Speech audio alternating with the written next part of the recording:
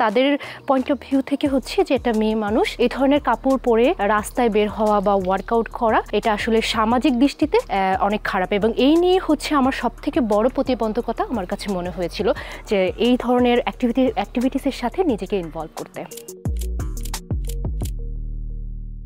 High, আমার নাম সুমাইয়া আক্তার সুমি, সবাই আমাকে সুমি বলেই ডাকে। আমি একজন lifestyle influencer, fashion influencer, and সেই সাথে আমি একটা জিমের ওনার, ফাউন্ডারও বলতে পারেন আপনারা, যেটার নাম হচ্ছে প্রোএক্স ফিটনেস জিম। বাংলাদেশের দক্ষিণাঞ্চলের এক রক্ষণশীল গ্রামে বড় হয়েছেন সুমাইয়া আক্তার সুমি। 2019 সালে ভিডিও পোস্ট করা শুরু করেন। ইতিহাসের ভিডিও দিয়ে শুরু হলেও দ্রুতই ফিটনেসে মনোযোগ দেন তিনি। তার উদ্দেশ্য মেয়েদেরকে আত্মবিশ্বাসী হতে এবং নিজের শরীরের নিয়ন্ত্রণ নিতে সহায়তার পাশাপাশি ইনফ্লুয়েন্সার হিসেবে অর্থ আয় করা। সুমির ধারণা, অনেক নারী নিজেদেরকে 25 বছরেই বুড়ি ভাবতে শুরু করেন। তারা তখন ক্রমশ ঘরকুনো হয়ে যায়। সো ওয়েমেন্সের আত্মবিশ্বাস, তাদের মেন্টালি এবং ফিজিক্যালি ফিট থাকার জন্য ওয়ার্কআউটটা কিন্তু খুব ইম্পর্টেন্ট। দেখেন, যখন একটা মেয়ে, আমাদের বাংলাদেশে যে ওয়েদার, যে ফুড ইনটেক, এতে করে দেখা যায় যে 25 থেকে 40-এর মধ্যে কিন্তু মেয়েদের ফিজিক্যাল কন্ডিশন খুবই খারাপ হয়ে যায়। তারা কিন্তু স্ট্রেসের মধ্যে চলে যাচ্ছে বেবি হওয়ার পরে, বা যাদের বেবি হচ্ছে না, 9-5 জব করছে, তার লাইফটা কিন্তু অনেক বেশি স্ট্রেসফুল। তো এইসব জায়গা থেকে কিন্তু ওয়ার্কআউট, ডিসিপ্লিন, ফুড ইনটেক কিন্তু বের করে নিয়ে আসতে পারে, এবং এতে করে কি হয়, তাদের কনফিডেন্ট আরও বেশি বৃদ্ধি পায়, এবং তারা কিন্তু আউটডোর অ্যাক্টিভিটিস থেকে শুরু করে আরও এক্সট্রা অ্যাক্টিভিটিসেও কিন্তু তারা নিজেদেরকে ইনভলভ করতে পারে। বেগম রোকেয়া বিশ্ববিদ্যালয়ের গবেষণা অনুযায়ী বাংলাদেশে প্রতি 10 জন বিশ্ববিদ্যালয় শিক্ষার্থীর 7 জনই বডি শেমিংয়ের শিকার। এক্ষেত্রে নারীরা আক্রান্ত বেশি। সুমিও ব্যতিক্রম নন। অনলাইনে যাওয়ার পর নেতিবাচক পরিস্থিতির মুখে পড়েছেন তিনি। অনেকে বলেছেন ফিটনেস মেয়েদের জন্য নয়।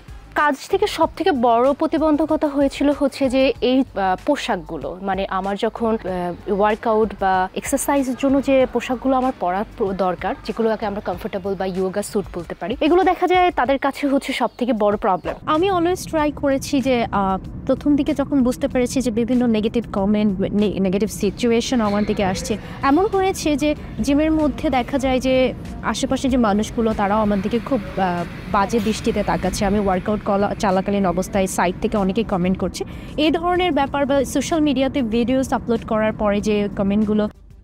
কিন্তু সুমি থেমে যাননি। তিনি স্বাধীন জীবনযাপনের আশায় একাধিকবার বাসা বদলেছেন এবং নারীর জন্য ভিডিও তৈরি অব্যাহত রেখেছেন, আর তাতে সাফল্যও এসেছে। ফেসবুক, টিকটক এবং ইনস্টাগ্রাম মিলিয়ে সুমির অনুসারীর সংখ্যা 10 লাখের বেশি। তিনি নিজেই ভিডিও ধারণ করেন। ভিডিওগুলো আমি বেসিক্যালি ক্যাপচার করি হচ্ছে আমার হাতের মোবাইল ফোন দিয়ে, এবং এগুলো এডিট করি মাঝে মাঝে আমি নিজে। যদি সময় না পাই সেক্ষেত্রে দেখা যায় যে ফ্রিল্যান্সার যে এডিটর আছে তাদের সাথে আমি যোগাযোগ করি, এগুলো এডিট করিয়ে নিই কোনো একটা এডিটের সফটওয়্যার দিয়ে। রেগুলার একটা রিলস এবং পিকচার পোস্ট করি, এবং দেখা যায় উইকলি 1 বা 2টা কন্টেন্ট ট্রাই করার মাঝে মাঝে মিসও হয়ে যায়। সোশ্যাল মিডিয়ায় বিজ্ঞাপনের হিস্সা, প্রোডাক্ট প্লেসমেন্ট আর পিআর ক্যাম্পেইন থেকে মাসে গড়ে 2.5 লাখ টাকার মতো আয় করেন সুমি।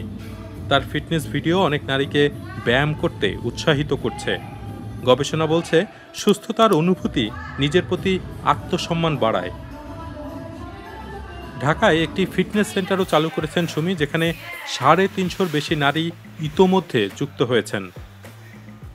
দেখা যায় তারা অনেকে জব করে, সারাদিন 9 to 5 জব করে অনেক হতাশ, স্ট্রেস, এবং হচ্ছে যে আমাকে অনেকেই এসে বলছে, আপু আমি অ্যাকচুয়ালি এখন আগে থেকে অনেক বেশি এনার্জেটিক ফিল করি, আমার কাজ করতে ভালো লাগে, আগে থেকে আমার মানসিকভাবে আমি অনেক বেশি সুস্থ ফিল করছি, এখন আমি আরও বেশি কনফিডেন্ট ফিল করি। শুধু ফিটনেসে উৎসাহিত করা নয়, সুমি তার কাজের মাধ্যমে নারী স্বাধীনতার লড়াইয়েও অবদান রাখছেন।